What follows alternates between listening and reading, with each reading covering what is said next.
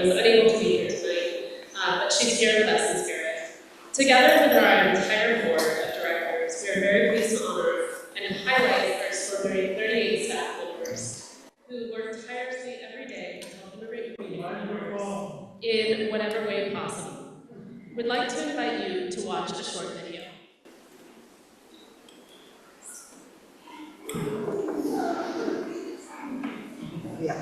Working with immigration funds has been easy. This year has been one of the most challenging I've ever experienced.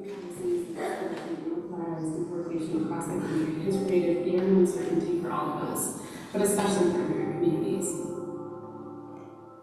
Our staff is going above and beyond. They truly care about the clients, and they recognize that this is a particularly difficult time for everyone, including themselves, and despite that, they continue to show up, put in the extra effort, really trying to educate themselves in order to provide the best advice and service to our clients.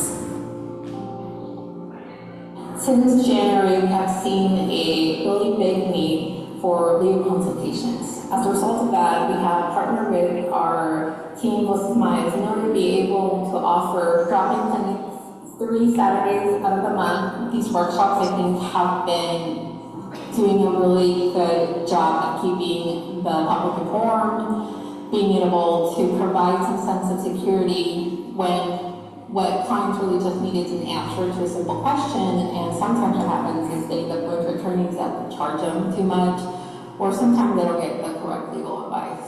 It's been great to be able to partner with Voces Maya in order to be able to offer these services to the indigenous community, along with other people who need help with criminal defense. We opened the waiting room, drop-in clinics, and 3 days a week, so now people can come in person to ask questions without an appointment. Many of our clients digest information better if it's through an in-person interaction. So I think that people are grateful that we have those hours open where they can just drop in and ask questions, bring documents. So we're doing workshops for EADs, the work-friendly applications, and residency renewals. And we have been able to process many more cases more efficiently. So some countries, TPS status has been terminated. To respond to that, we organized a workshop where we invited our TPS clients to screen them for other immigration statuses that are permanent. We did several dozen people screening, and then we're now working on their cases. Since the election, our dedicated support services, outreach, and community organizing teams have been going above and beyond to help people navigate these scary times. We knew right away that educating our community on their constitutional rights would be essential to prepare for immigration raids and increased militarization. Our staff have trained thousands of people on Know Your Rights and have been leaders in campaigns, collaboratives, and sanctuary task forces to provide expert guidance on legal protections and how everyone can take action. We've been collaborating with school districts, workplaces, and community organizations to train their staff on how to help immigrant families, including developing plans in case of family separation. None of this would be possible without the incredible passion, dedication, and talents of our staff.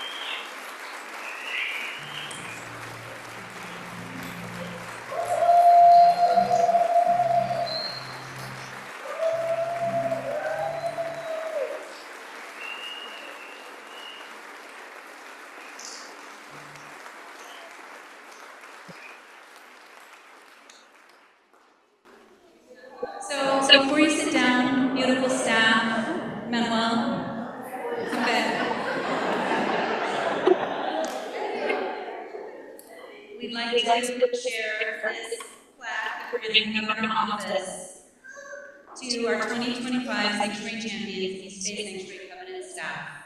We honor our dedicated staff who continue to provide compassionate legal and social services, support, and care to immigrant communities in this time of increased needs and political attacks. Thank you for your extraordinary commitment and for always going the extra mile for the communities we serve. You are the heart and soul of Santuario.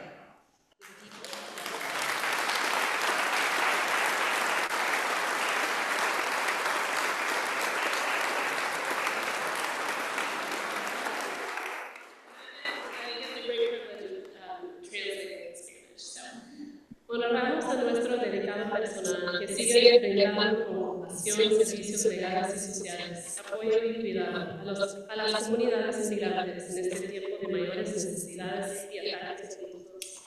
Gracias por su extraordinario compromiso y por siempre ir más allá en el servicio a las comunidades a las que acompañamos.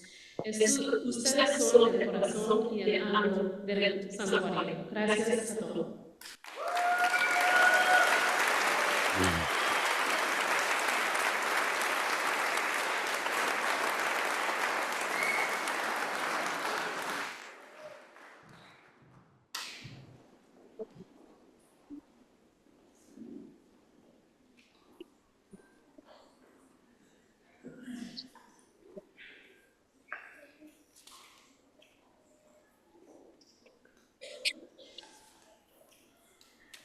Hello everyone, welcome.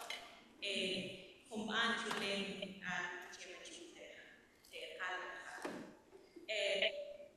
the My Mom community is a major part of the immigrant community in Oakland, especially in the Fruit Belt.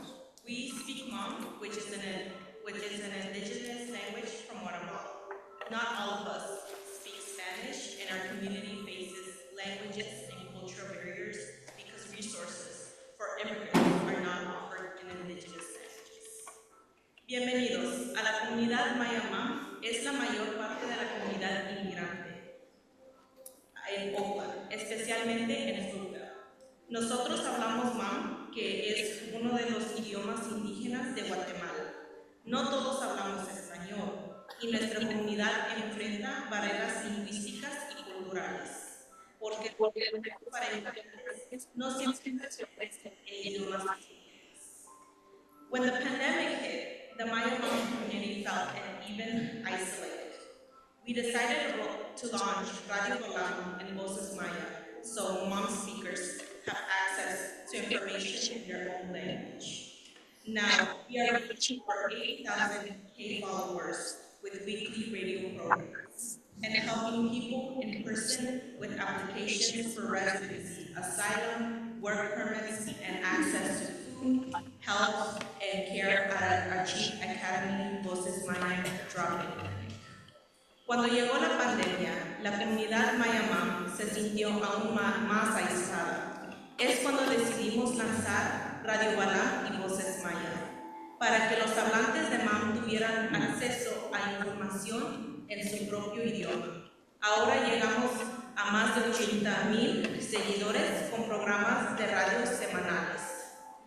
Y ayudamos personalmente a las personas con su solicitud de residencia, asilo, permiso de trabajo, acceso a alimentos, atención médica como medical en nuestras clínicas de Voces Mayas en Achievas.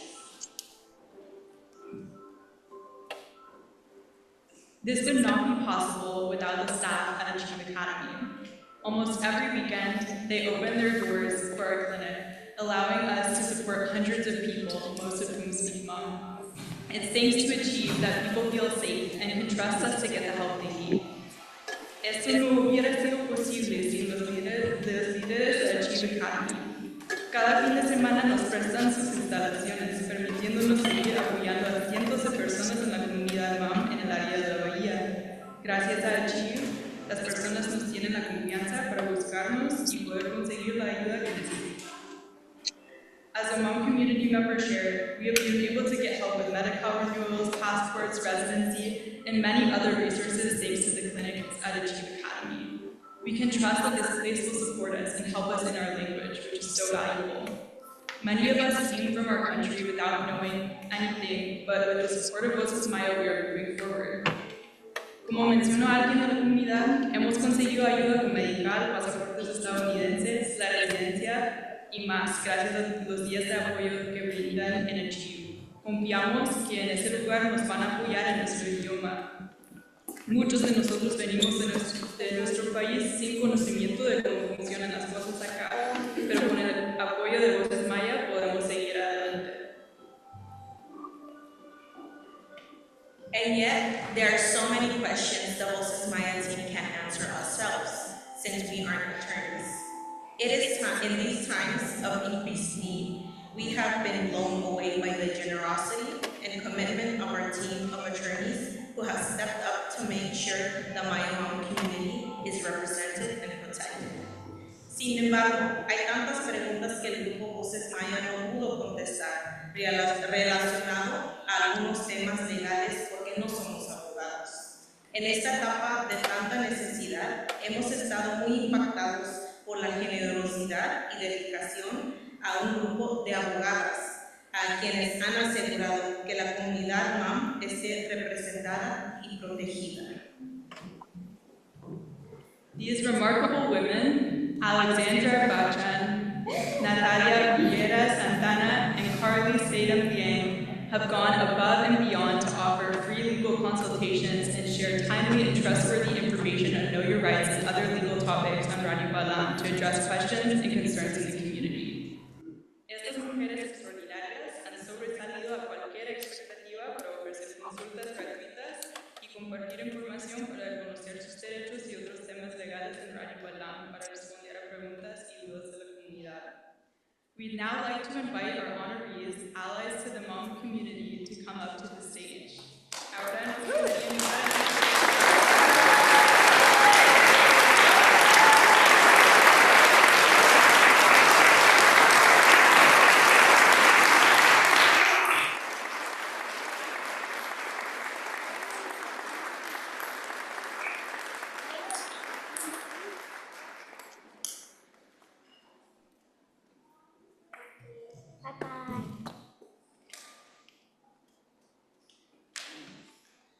It is with deep honor and gratitude that we say thank you to the allies to the Bay Area Mom community.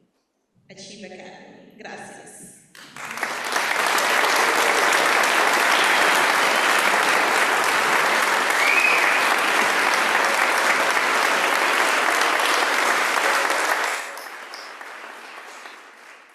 Well, the Chekan, when we like your Lord Matthias, Chinanaga, the Hasquela Chief, or Stakane, who Ekan, Geol.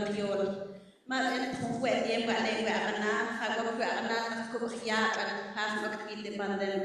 Nemnepu, we ethnic the Yol, at the tent, the Nepuina, Dr. Hasquela, the Enchi, the Yol, but it's a uncle, don't share on the Yol, the Hongwa, the Uncle Santava. At the Kona Tachya. Hallelujah, no familia Cotsala, Tekia, Mas, the Sientas, familia Shikona, Hallelujah, Ilokachon, Hepo. Hato Shimawe, Chon, the Students of Chuja, Voces Maya, Chon, the Chechen, Lokachana, Lokachimon of Hasquela Chief, Lokatel of Kuna, Don Chapan, on the Cheka, and Pui and Giola, Hallelujah, Lokaposh Party, Teka, familia Teka, and Giol, attack Western Air, Native New York.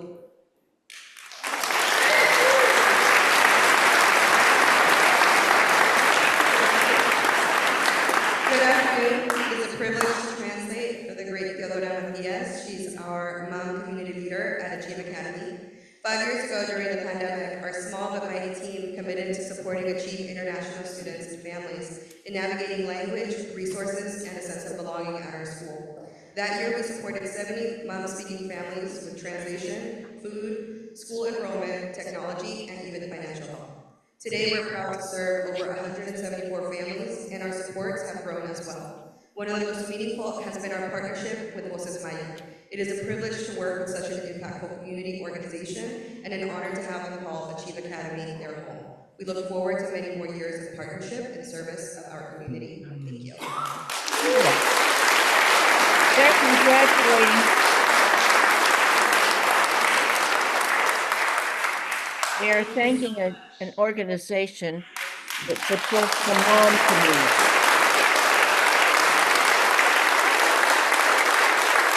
You know about mom? Okay. And they've worked with them to provide Thank you a and your teams for all that you have done to support us and support the mom community. Carly, Natalia y Alexandra, gracias a ustedes y a sus equipos por todo lo que han realizado para apoyarnos y apoyar a la comunidad.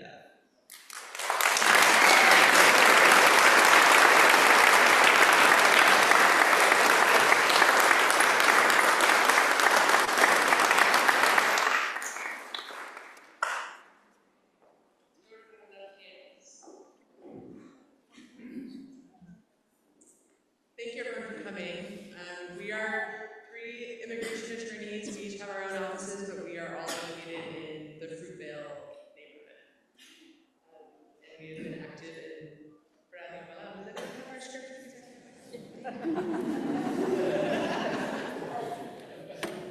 So we'd like to thank the East Bay Sanctuary Covenant for this tremendous honor. Gracias al santuario por este tremendo honor. It is our great honor to represent the Mayan mom community who, despite centuries of oppression, continue to demonstrate tremendous resilience, strength, and pride in their culture. On the streets of the Bay, especially Fruitvale and Oakland, they paint our world with bright, colorful textiles, from their beautiful hand-woven huipiles, cortes, and fajas. Their Mayan tongue invokes ancient ancestors who built awe-inspiring cities like Tikal and Chichen Itza. Architectural feats so unparalleled that modern anthropologists still cannot explain how they were built. Es un placer y un gran honor representar a la comunidad mayana, quienes a pesar de siglos de opresión continúan demostrando una enorme resiliencia, fortaleza y orgullo por su cultura. En las calles del Bahía, más que nada en el área de Fruitvale de Oakland, pinta nuestro mundo con textiles de colores brillantes, con sus hermosos huipiles, cortes y fajas tejidos a mano. Su lengua maya evoca a los ancestros que construyeron ciudades imponentes como Tikal y Chichen Itza, logros arquitectónicos que los antropólogos aún no pueden explicar cómo lo construyeron. Yes, and it is important to acknowledge that we are here being honored at a very difficult time. Es muy importante decir que aquí estamos recibiendo este honor, pero es un tiempo muy difícil. As advocates, we have witnessed the challenges that the Mayan mom community has faced. As Esme was explaining earlier, language access has been an issue. There is a lack of understanding of all the variations of the Mayan language and a lack of cultural awareness in the courtrooms. Como abogados y advocados, somos testigos de todos los desafíos que la comunidad enfrenta a cada día. Hay una falta de entendimiento del idioma, que hay muchas variaciones entre tantos pueblos. También una falta de entendimiento de la cultura en las cortes de ley. And aside from all that, we're also facing ICE coming and terrorizing our communities, and it's hard not to get emotional talking about that and witnessing that firsthand and the unfairness. Y como también todos saben, todos viven en la piel, estamos enfrentando con ICE que viene y está aterrorizando nuestras comunidades. So, as allies, our role is to stand together with the Mayan community and help dismantle all these barriers that stand in the way. Como aliados, nuestra función es estar siempre junto con la comunidad Mayamá y ayudar a desplazar esos obstáculos que están en el camino.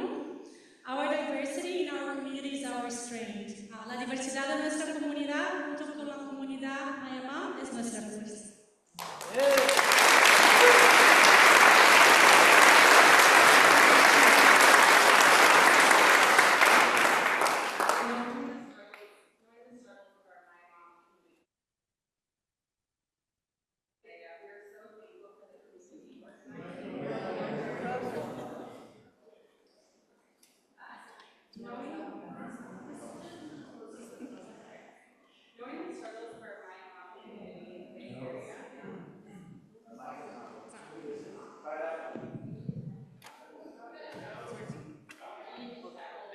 Okay, sorry, everyone. Okay, there we go. Knowing the struggles of our Maya Mom community in the Bay Area, we are so thankful for the community organizing and resources that Voces Maya provides to the community and how they There's provide other a problems bridge that I'm having. between There's a us, microphone in this room advocates and somewhere Maya that Mom isn't anywhere in community our system members. that's bringing an Local echo that I advocates, we can't get rid promise that of. we will continue to That's why you're stand getting with this. and fight with the Maya Mom community for their right to seek sanctuary in this country.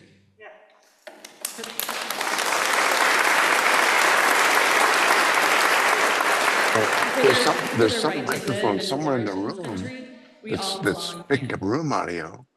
Conociendo las luchas de nuestra comunidad Maya Mom en el It área shouldn't be de on. It shouldn't Nevaska, come through estamos this. muy agradecidos That's por what la it is. organización Yeah. de la comunidad y los recursos que Voces Maya proporciona a la comunidad y cómo proporcionan un puente entre nosotros, los defensores legales y los miembros de la comunidad Maya Mom.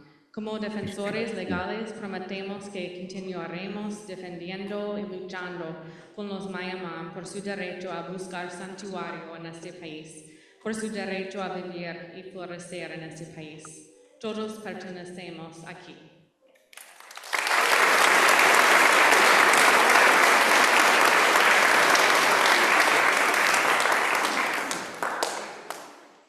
Just a quick shout out to our staff. All of us have mom speaking assistants who translate for us and help us bridge the cultural gap. I see you.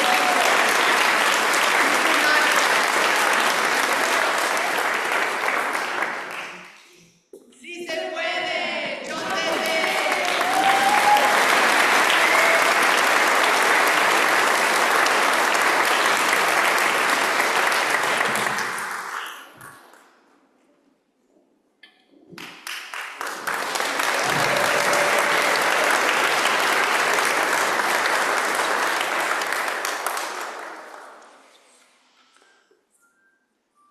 I have a great honor to introduce our next honoree.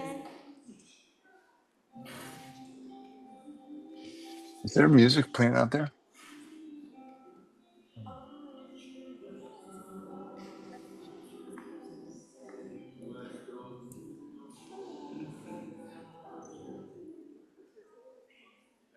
Sorry, just one moment. We do have a beautiful clip to share with you. But maybe I'll...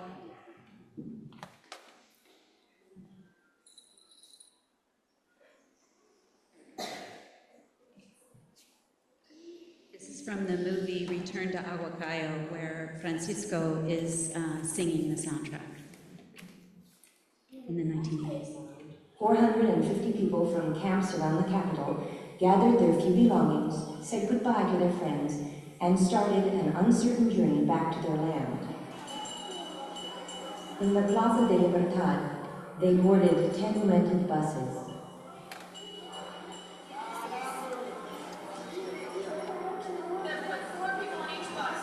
The delegates got on different buses so we could offer the people protection in case they were stopped by government troops.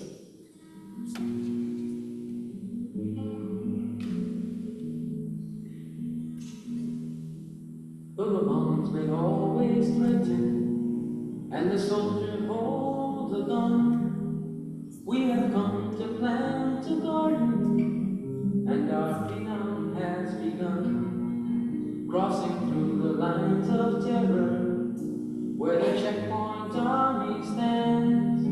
Come 450 people in a banner caravan. When we were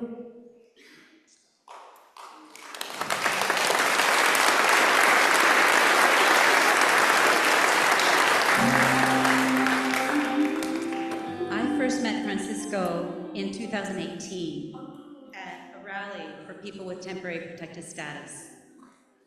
In the midst of our heartbreak and outrage at the Trump administration's attempts to cancel TPS, here was this guy with a guitar and a beautiful smile singing out what felt like soul-nourishing encouragement.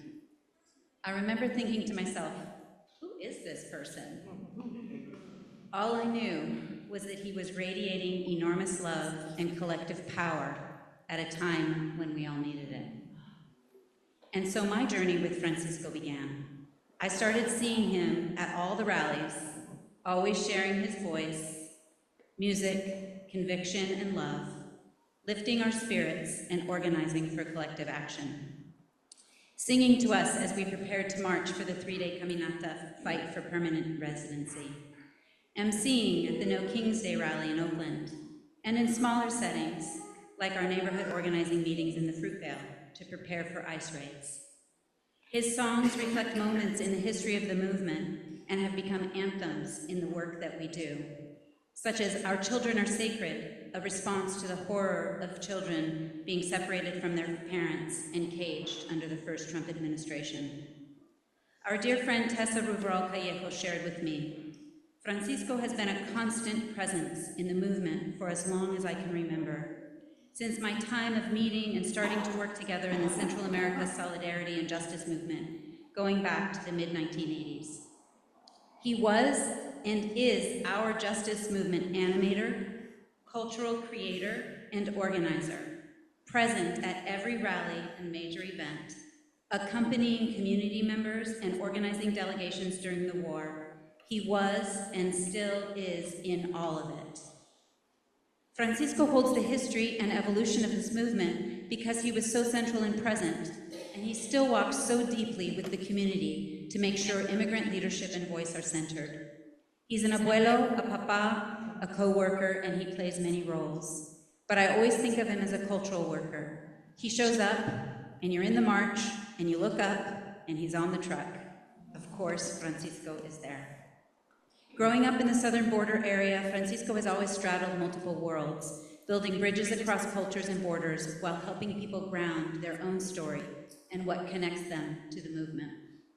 Just his presence and how he gathers folks helps build community. Francisco has a vision full of fierce love that it's possible for us to co-create a future that we all need and want. In 2006, after a School of the Americas protest where Francisco emceed, Holly Neer shared some words that to me exemplify Francisco. There is something that happens to one's soul when we are part of truth-telling, when we show up with our best selves, when we join in community and keep the long journey alive and vibrant. If there is silence, we break that silence with our voices. If there is fear, we offer each other courage and clarity. When there is weariness, we hold each other until the exhaustion drains away. When one falls, another steps up to take the place. We sing each other on, and we never know who is watching, gaining perspective from our behavior. We simply have to trust that by example, we elevate human potential and light the path. Francisco, we love you deeply and are honored to give you the 2025 Movement Musician Award.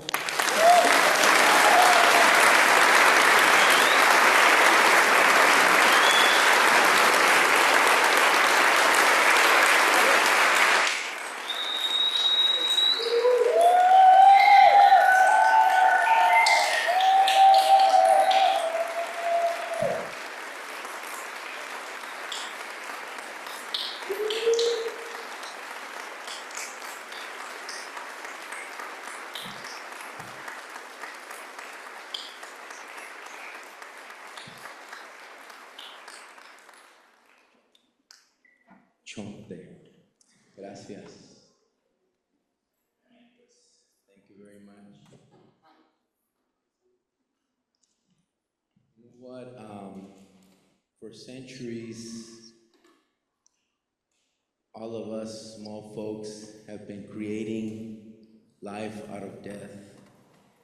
And at least in the last 150 years in this country, immigrants have transformed, made a difference, created public schools, public libraries, public parks, national parks.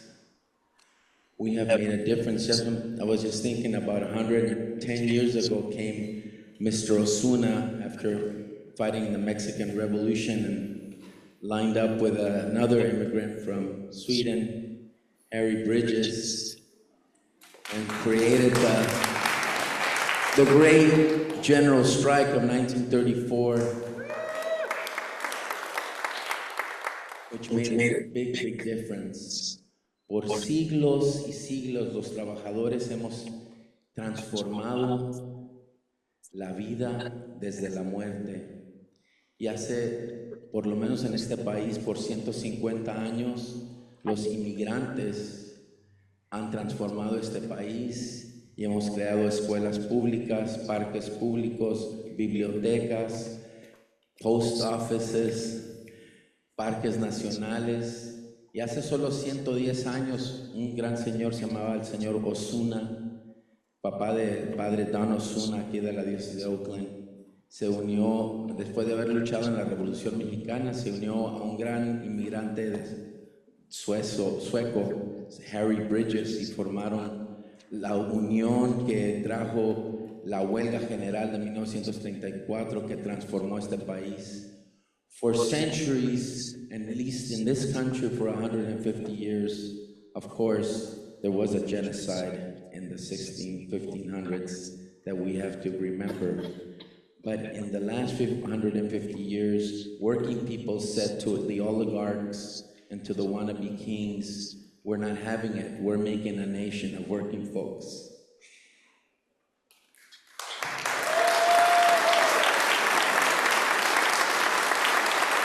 And we were able to buy a house, we were able to have a pension. We've made that difference. And now there's a fly in the soup in our way to progress. And maybe they have $170 billion to create a racist army, but you know what? We are an ocean. We are an ocean of solidarity.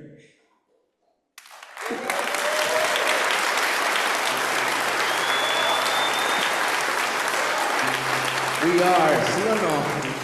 Somos un mar de solidaridad. Somos un pueblo. We are a pueblo of peoples. And what they did to Chile in 1973, what they did to El Salvador, what they did to Mexico in 1910, what they did to all the countries that we're from, they're just doing it here now.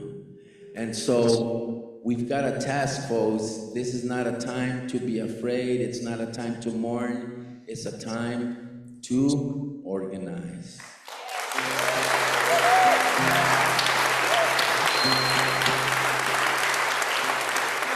So ahí estábamos, we were in the federal building, 2014. Obama had just announced he was going to deport 57,000 kids that showed up at the border because people got organized in Puebla, and they started saying, lawyers from here went to Puebla with the folks from the Caravanas por la Paz, and said, okay, let's look at your case. Oh yeah, you can make it. You have a legal case for political asylum. You have a case for political asylum. So 57,000 youth showed up at the border that had been organized already. Obama deported them. Of course, he's got the second place of the most deportations. Biden beat him by 1 million. And we said, what can we do? What can we say? Our children are sacred. That is the statement. And so dijimos, let's make a song that we can all sing in Spanish and English. So that's what we did. We were there in the federal building, 2014, said, our children are sacred. Can you sing that? Our children are sacred. Nuestros niños son sagrados.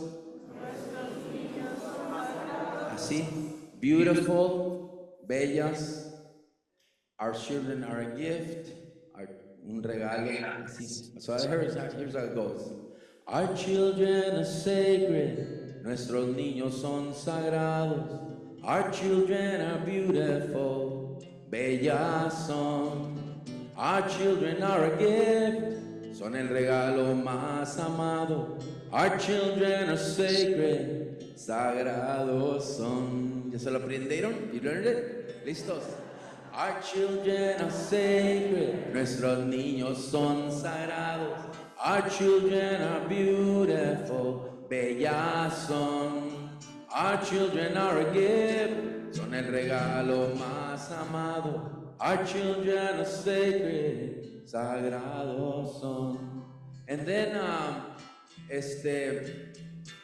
A great friend, Olga Talamante, Maria X Martinez, said, hey, let's use that song. We're working with Interfaith Movement to close down the Richmond station, punishment station over there, which got closed. Thank you very much. And they invited Diana Gameros, and she put on this beautiful verse at the beginning. Goes like this. Cuánta dulzura y valor de una madre y su hija que emigra y camina hacia una vida mejor. If this is really the home of the brave, may our gates now be open, for you had the courage to walk through a perilous fight with a child in your arms. Together, our children are sacred, nuestros niños son sagrados, our children are beautiful, bellas son. Our children are a gift, son el regalo más amado. Our children are sacred, sagrados son. Y aquí están, bien, cruzando fronteras. Y aquí están, trayendo la verdad. Son la voz de amor y nuestra conciencia, pues por la violencia cruzando están todos. Nuestros niños son sagrados, bellas son. Our children are a gift, son el regalo más amado. Our children sagrados son. And here they come, eyes wide open to the violence we have caused. They come bearing gifts for a better tomorrow, healing the sorrow, opening hearts. Together, nuestros niños son sagrados, our children bellas son, son el regalo más amado. Our children are sacred, sagrados son. Y aquí están, llenas de esperanza, de una vida con ganas de amar, pues son las maestras, doctores, artistas, madres, ingenieras de un mundo de paz. Our children are sacred, nuestros niños son sagrados. Our children bellas son. Our children are a gift, son el regalo más amado. Our children are sacred, sagrados son. Together, we welcome and embrace the family, yeah, and give them a love. We declare sanctuary, yeah, building bridges, not a wall. Sanctuary, we all belong to the earth. Our children are sacred, yeah. Sagrados son, sagrados son. Por eso vamos a cuidarlos, sagrados son. Quererlos, amarlos,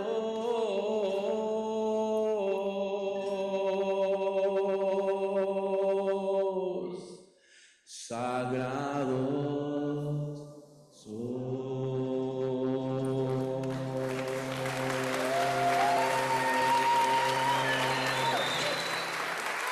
Thank you, Mark.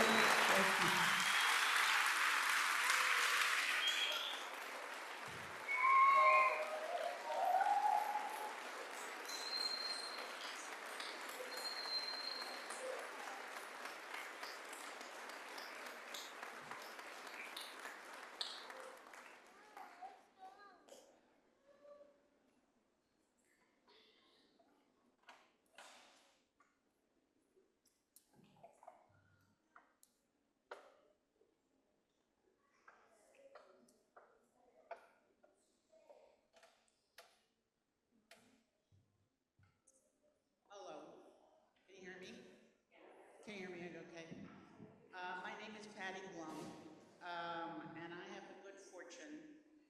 introducing Mark Vanderhelm.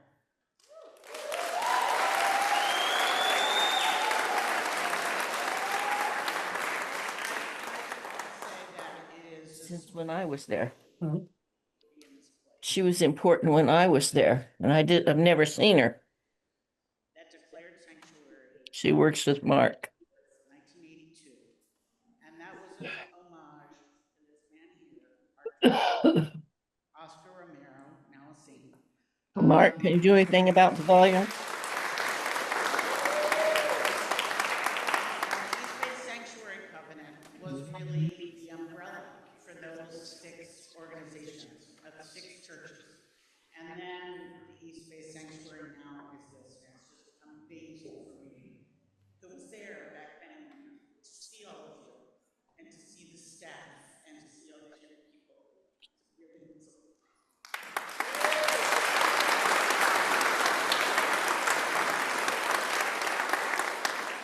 I'm going to take you to a time that is really pretty long ago.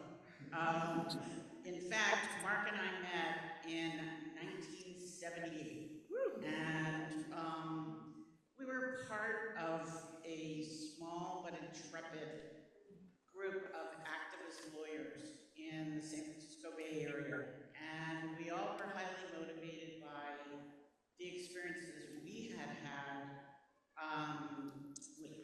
when we were coming up, so to speak, because the war in Vietnam was going on.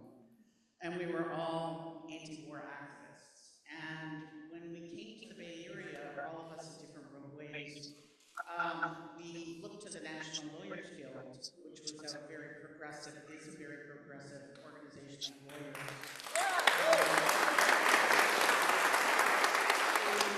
We got a little group together, I think a few of you may be here, and we were very idealistic because we really wanted to change things in immigration law, policy, and practice.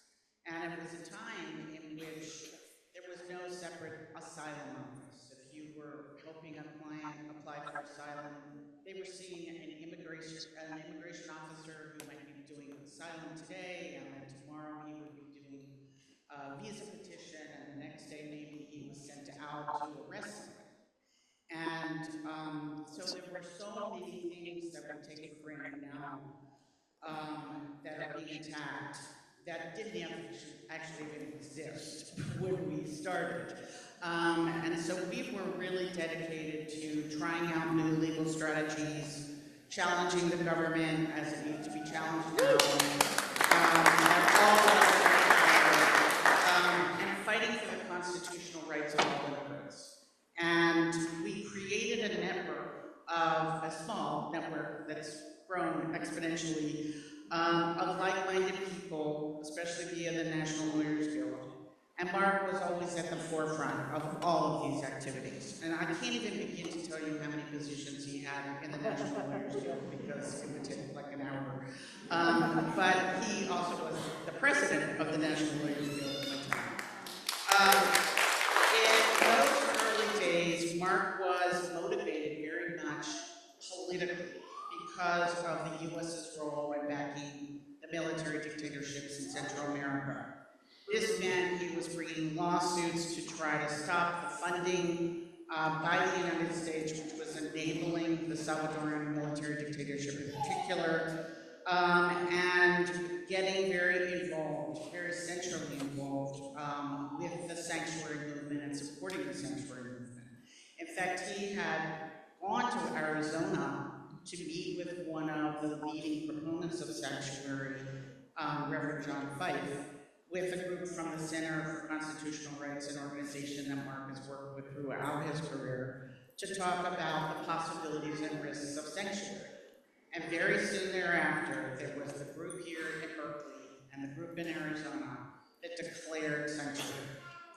I'm going to just focus a little bit on some of these early day actions and activities that Mark was engaged in. He had his own law office in the mission, and he had a large docket of Central American refugees, even as their claims were being systematically denied.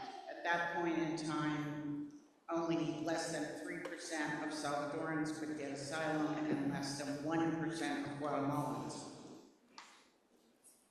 We wanted to push back on this, and so Mark and I cooked up a plan to combine two of our cases to test the limits of what was then the very new Refugee Act of 1980. Mark somehow, and I still don't really understand it, even reflecting back on it, convinced the immigration lawyer to allow these two cases to go together and to give us a month in the immigration court to put on our trial. And that trial was really about what was going on, truly what the truth was about El Salvador. And we were aided so much by so many priests, ministers, nuns, and lay workers who came and testified during that month-long period about what they had seen when they had gone down to El Salvador and worked among the people. And you know, look, we lost that case.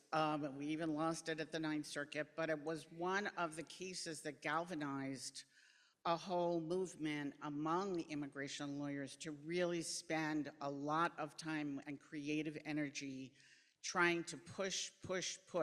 What did the Refugee Act mean? What did the definition of a refugee mean? How could we push it further? And I will say, you know, Mark and I were there at the Ninth Circuit when he and I argued the case, and that was the beginning for Mark of a history of going on to argue over 30 cases in the Circuit Courts of Appeal. When 19 sanctuary workers in Arizona were indicted, Mark was not working directly on the criminal case, but he and others came up with the idea of trying to stop the trials. And that case, which was called American Baptist Churches versus Thornburg, which some of you know or have heard as the ABC case, unfortunately, the trials did go further, and the arguments that were made to stop the trials were not successful. But what remained was something that Mark had really pushed to have happen, which was to include a claim about the systematic discrimination against Salvadoran and Guatemalan refugees. Now that case, I'll just going to tell one anecdote from that case. I will never forget when our team was asked to meet with the General Counsel of the Immigration and Naturalization Service. We met in the posh, you know, conference room of the law firm that was putting in pro bono hours on the ABC case. At that first encounter, the General Counsel told us that the government wanted to settle the case.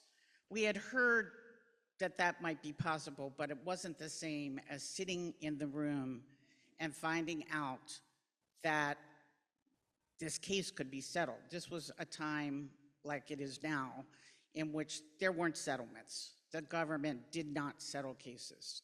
And we were just totally stunned, you know, to really hear that. And so we walked out into another conference room. And we're all just kind of quiet and standing around and kind of not knowing what to do with ourselves until Mark yells, "What the hell? We won!" But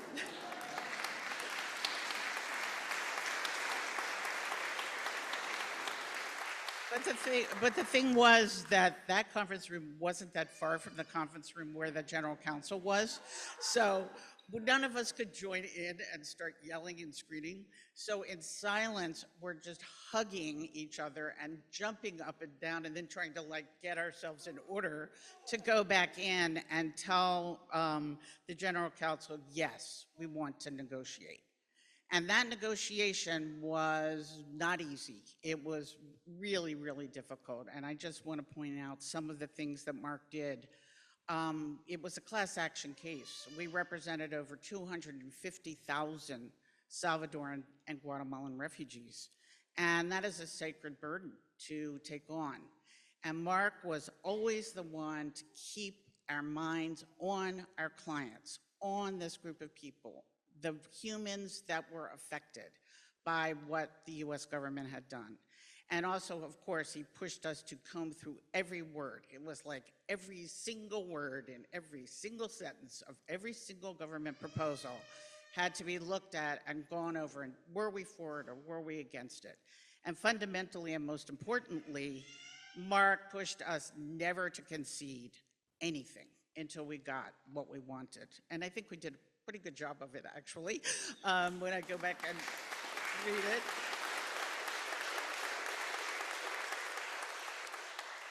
I am skipping over so much of the many, many cases that Mark has done in his career, and I would love to regale you with them or have him regale you with them some other time, just because there is not at all possibly enough time to do that here.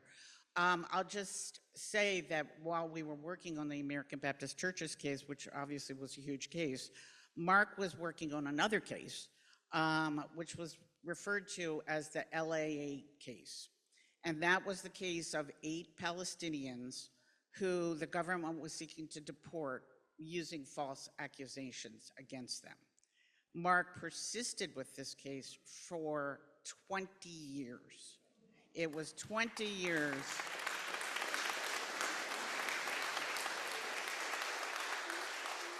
It was 20 years, and it ended because of the government's misconduct on so many levels.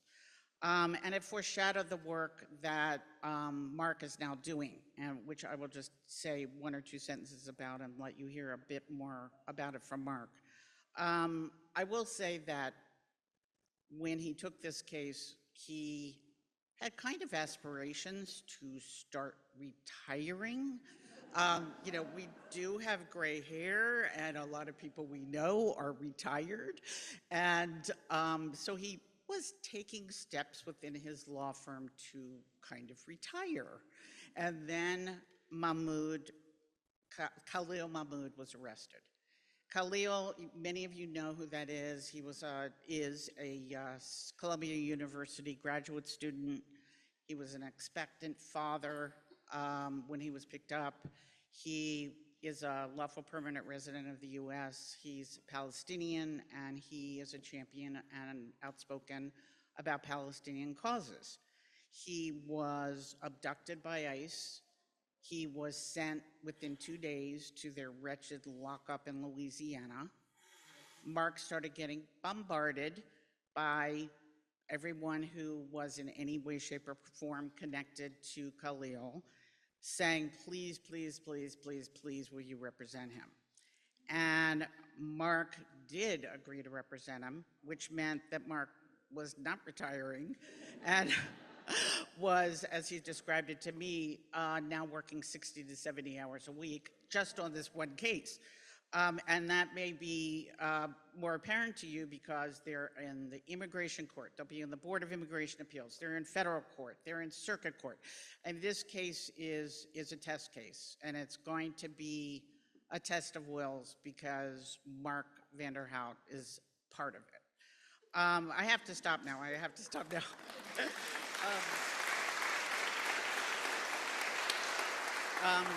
Just in closing, I want to say that Mark's docket obviously was always full. He was known especially for his expertise and his successes in federal court. He was the litigator everyone wanted. But as a human being, Mark is truly a gem. He's so funny. Everybody knows his laugh is completely unique. Never heard a laugh like Mark's. He's brilliant, he's loyal, he's compassionate, and he is the best colleague a gal could ever have.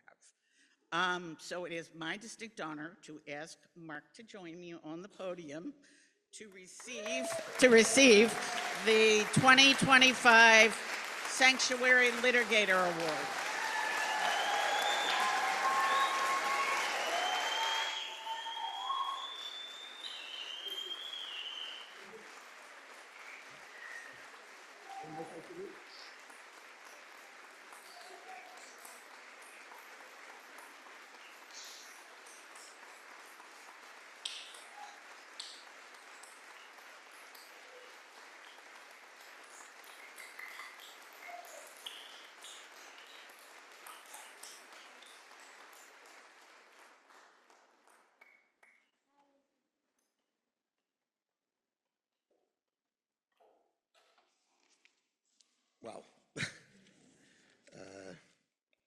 thank you all. Para los que no hablan inglés, lo siento mucho que no puedo hablar en quiché o quechical o los otros idiomas de los de las personas MAM, y también no tengo tiempo de hablar en español también. Entonces, ojalá que pueda entender un poquito que lo estoy diciendo y voy a hablar solamente en inglés. Thank you all, and thank you, Patty, for those really incredible remarks. And a little overstatement, but appreciated.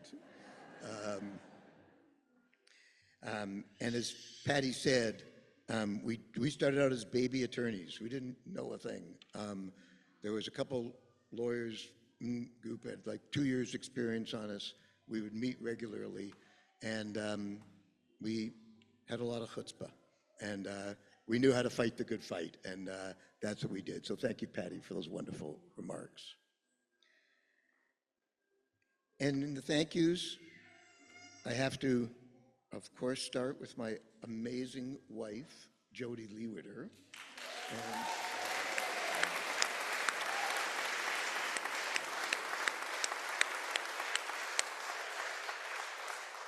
And our wonderful daughter, Jackie.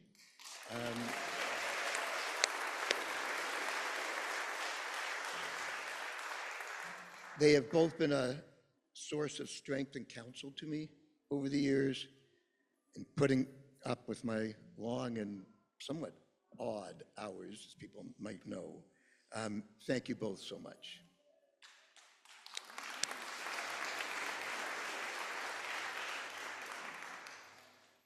And thank you to my so important community of friends. Many of you are out here today, and my colleagues who are always there for me when the going gets tough, and it has often gotten tough. So thank you all, and you know who you are. I appreciate it.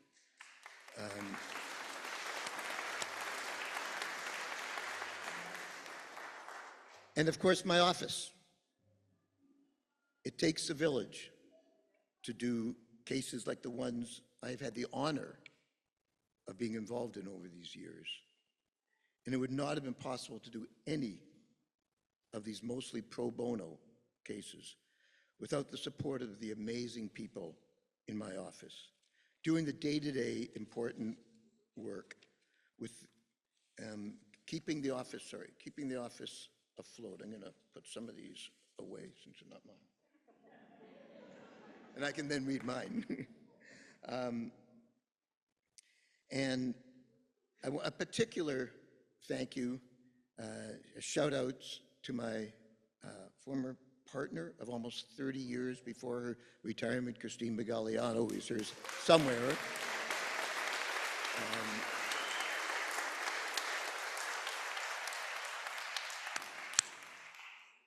Zach Nightingale, my great partner, who is not here today. And my comrade and partner in arms, Johnny Sinotis.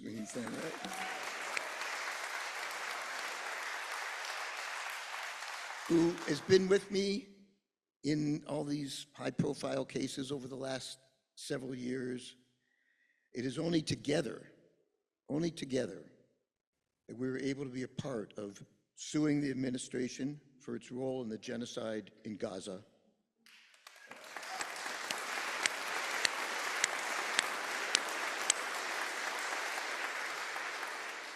To obtain a nationwide injunction against the Trump administration's illegal cancellations and revocations of student visas, which we were successful in.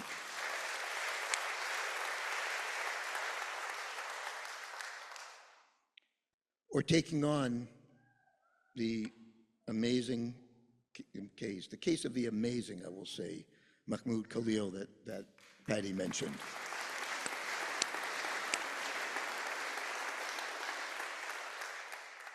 And I have to say that that's with many other organizations, Center for Constitutional Rights, ACLU, NYU Law School, and many others. And that's the way I've done cases in all these years. Almost never a case alone always co-counseling.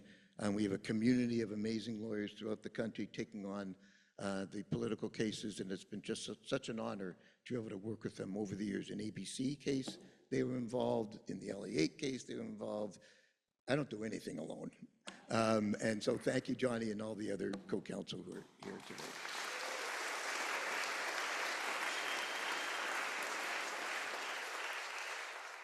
And let me say, of course, a huge congratulations to the other honorees. Francisco, whose wonderful, wonderful, wonderful political music I have enjoyed for years, so thank you for that. And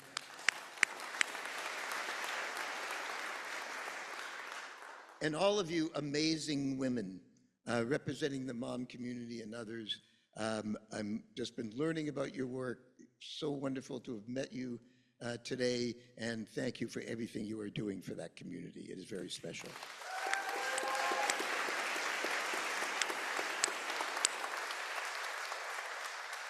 And of course, the incredible staff and board here at EBSC for everything you do for the refugee community and others. Thank you so much.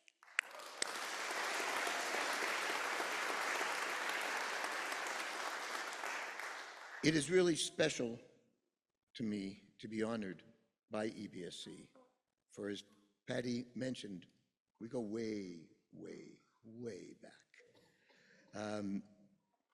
Together in the early 80s, in the young male case, that's what we called it, to try to establish what is a social group in immigration law that Patty talked about. And being present in 1982, on March 24th, the anniversary of Oscar Romero's assassination, the second anniversary, for the announcement of declaring public sanctuary, and continuing with EBSC and others who were plaintiffs in the ABC case that Patty talked about. It is amazing, really, really amazing, to see how this organization has developed and continues to be the incredible force it is today. So thank you very much, EBSC.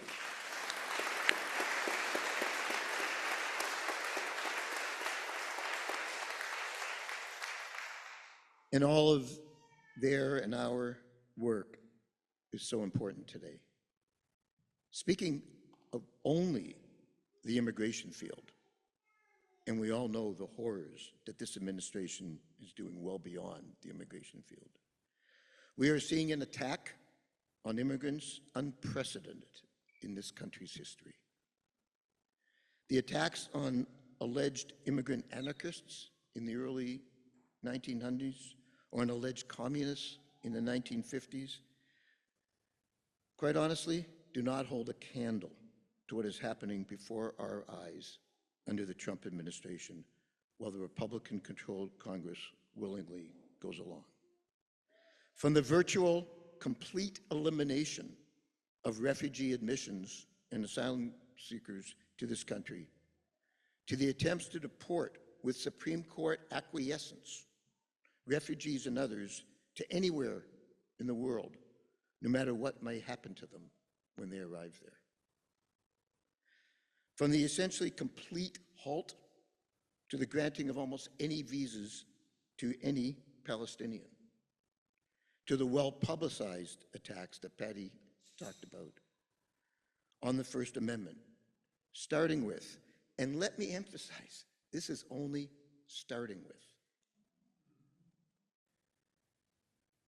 trying to deport Mahmoud, Mohsen Madawi, Rumessa Ozturk, and the others for solely speaking out on behalf of Palestinian rights and against the massacres that have been going on in Gaza. From the attacks on due process in the immigration court system by placing in combination with the high quotas that ICE officers are required to meet in arrests. The absurd case completion requirements for immigration judges, and the not subtle, no way subtle, marching orders to immigration judges to adjudicate cases in ways favorable to government prosecutors. And to the abrupt firing that was mentioned before of immigration judges who believe in due process and following the law. Now,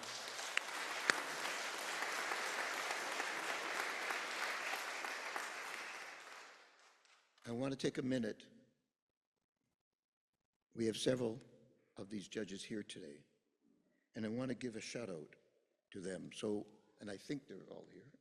Isla Dice, Chloe Dillon, Shearer Levine, Kira Lillian, and Elizabeth Young.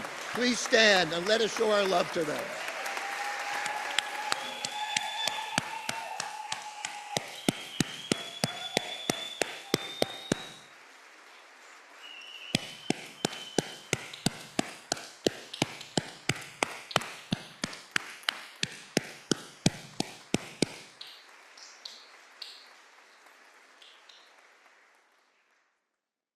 Thank you all so much for what you've been doing and for making this public and for standing up for due process in the immigration courts. Thank you so, so much.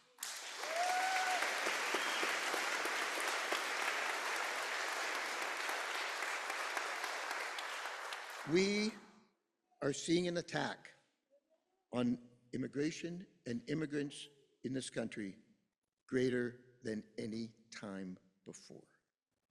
The Congress, the Supreme Court, and large parts of the media, university, and private employers are acquiescing or enabling what is going on by our government. We must stand in EBSC's proud tradition and stand up for immigrants and other vulnerable populations. We must fight. We must not be silenced.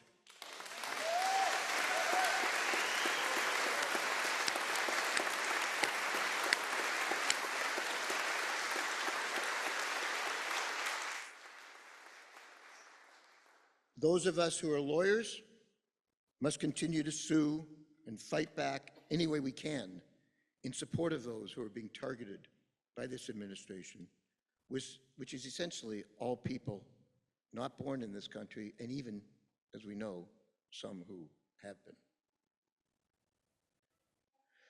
We can still win many individual cases in immigration court and in the federal courts. And that is so important to the people on whose behalf we are fighting. And on challenges to government policies on a larger scale, the federal courts, by and large, have been important in halting, at least temporarily, the unconstitutional and otherwise unlawful actions of Stephen Miller and his cronies. But we have seen the rulings of the Supreme Court and its shadow docket, and we know that this right-wing court has an agenda. And only with a few exceptions, and there will be a few, will allow this administration to literally get away with murder. But lawyers can only take it so far. People must follow the examples of the civil rights movement in the 50s and 60s, the anti-war movement of the 60s and 70s, the gay rights movement of the 70s and 80s, and other similar movements, and be out there in the streets, protesting, doing organizing on the local, state, and national level, make their voices heard and our bodies seen.